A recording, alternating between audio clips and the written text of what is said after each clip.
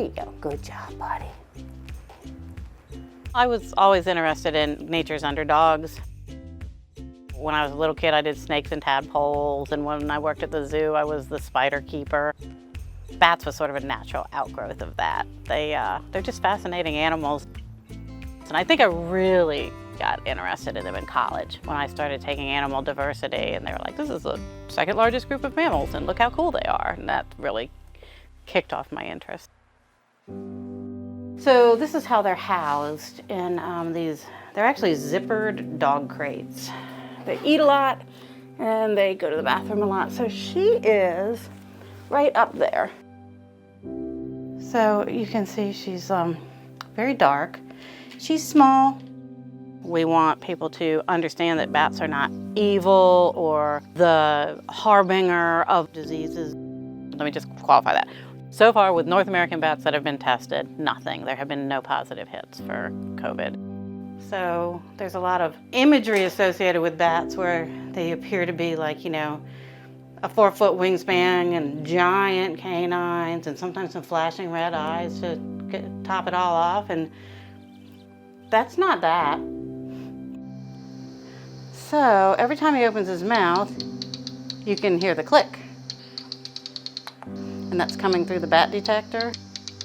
They are the major nighttime predator of flying insects. If the bats weren't out there eating them, that would just be this enormous biomass of insects that are just there eating plants. This one is a tricolored bat. Oh, there she is, hello.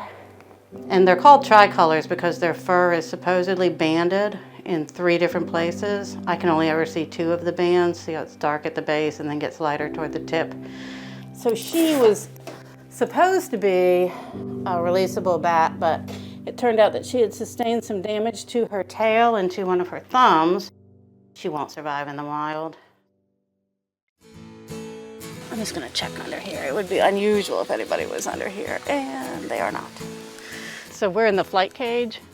This is where they come to acclimate to flying if they've been in rehab. And nobody there.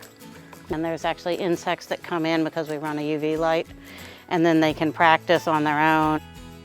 They learn how to feed themselves, and they learn how to do all the maneuvers they need, and then there's a set of double doors right on the back side of the flight cage. We just open those at night when they're ready to go and close them at dawn.